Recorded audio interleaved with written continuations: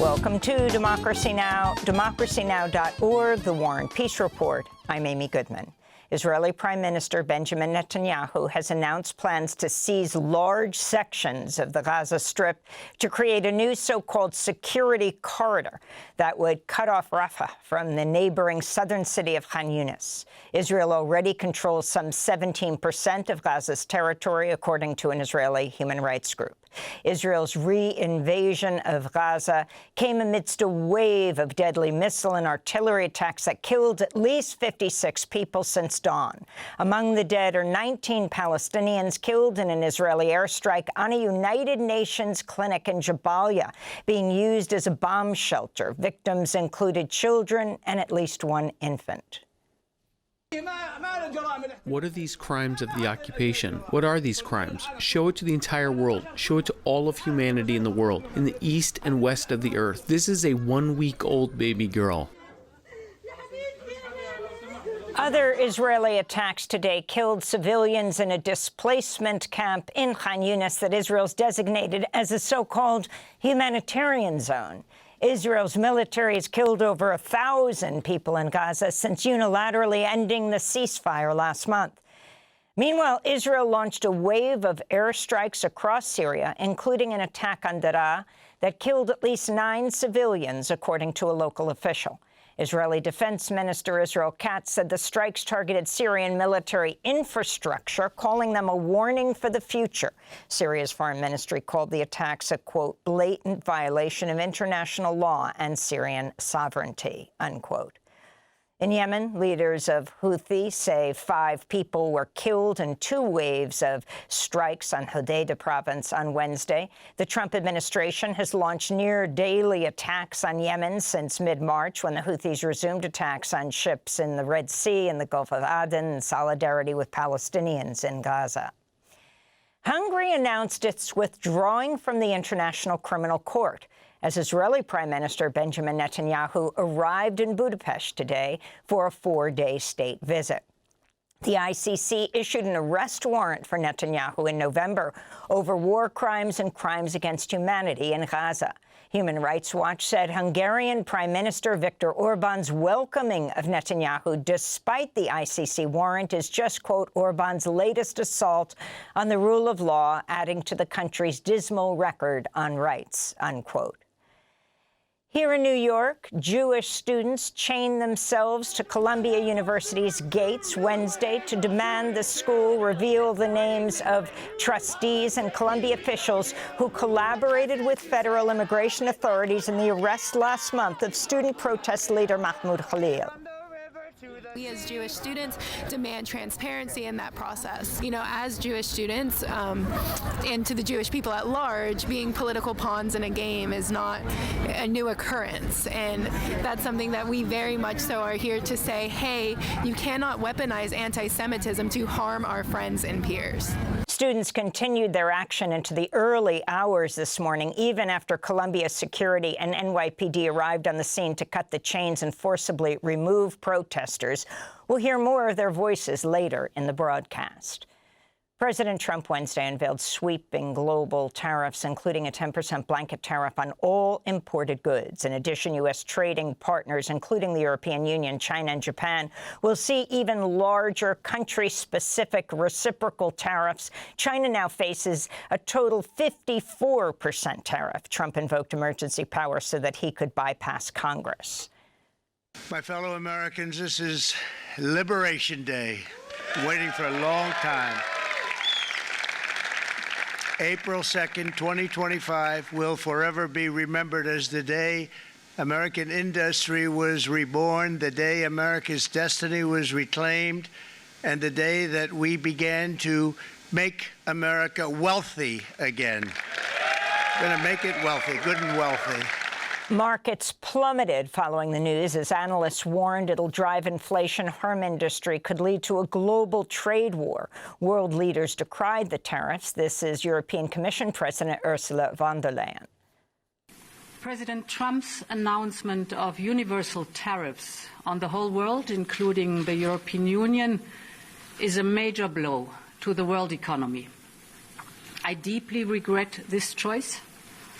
Let's be clear-eyed about the immense consequences. The global economy will massively suffer. Uncertainty will spiral and trigger the rise of further protectionism. In related news, 4 Republican senators joined with Democrats Wednesday to pass a resolution seeking to block Trump's 25% tariffs on Canada. The measure is not expected to pass the House, but offered a rare bipartisan rebuke of Trump's policies. The Republicans supporting the measure were Senators Susan Collins, Lisa Murkowski, Mitch McConnell, and Rand Paul. Canada and Mexico were spared in Trump's latest round of tariffs, but remain subject to a previously imposed 25% tariff on many imports. We'll have more on Trump's trade war after headlines with economics professor and author Richard Wolff. The Trump administration's abruptly fired the entire workforce at the low-income Home Energy Assistance Program, which helps more than 6 million people pay their home heating and cooling bills. The cuts came amidst a mass purge of some 10,000 workers at the Department of Health and Human Services Tuesday. Separately, leaders of the National Endowment for the Humanities say Elon Musk's Doge operation has recommended slashing NEH's workforce by up to 80%. The independent federal agency provides grants to museums, universities, teachers, libraries, public radio and TV stations, nonprofits, and more. Meanwhile, disability rights groups have sued the Trump administration and Elon Musk over Doge's cuts to the Social Security Administration, which they say disproportionately impacted their community, violating their constitutional rights. This week, the Social Security Administration opened an investigation into a series of website crashes that prevented beneficiaries from accessing their online accounts at the MySSA portal at least 5 times last month, with some beneficiaries receiving inaccurate notices that they would no longer receive supplemental security income. Elon Musk has called Social Security, quote, the biggest Ponzi scheme of all time, unquote, and has proposed slashing up to $700 billion from Medicaid, Medicare, Social Security, and programs for the poor. Elon Musk is the world's richest man. On Wednesday, the White House dismissed reports that Elon Musk might soon leave his role in the Trump administration, saying his work with Doge will continue. A federal judge Wednesday dismissed New York Mayor Eric Adams' corruption case, granting a request from the Justice Department that was widely seen as a quid pro quo in exchange for Adams implementing Trump's mass deportation agenda. But U.S. Judge Dale Ho dismissed the case with prejudice, meaning the charges cannot be later revived, going against the wishes of the Justice Department, which sought to leave the door open for potential future prosecution. During a news conference Wednesday, Mayor Adams celebrated his legal victory by pitching a book written by new FBI director and prominent conspiracy theorist Kash Patel called Government Gangsters. Jesus stepped in, and he uses who he uses. And New Yorkers stop me all the time in trying to find the rationale behind this. And I found it in this book. I'm going to encourage every New Yorker to read it. Read it and understand how we can never allow this to happen to another innocent American. Mayor Eric Adams also announced he's leaving the Democratic Party and will seek re-election as New York mayor as an independent. A federal judge in California has ordered the Trump administration to temporarily restore legal aid to tens of thousands of vulnerable unaccompanied immigrant children. Plaintiffs who represent the children say Trump's halting of the legal assistance violated a 2008 anti-trafficking law. Meanwhile, members of the small New York community of Sackett's Harbor, upstate, are demanding the return of 3 children who were taken last week by ICE agents during a raid at a dairy farm. At least 7 community members, including the children's mother, were arrested in that raid. We'll have more on this story later in the broadcast. Burma's ruling military junta has declared a temporary 20-day ceasefire as the death toll from last week's earthquake hit over 3,000 people.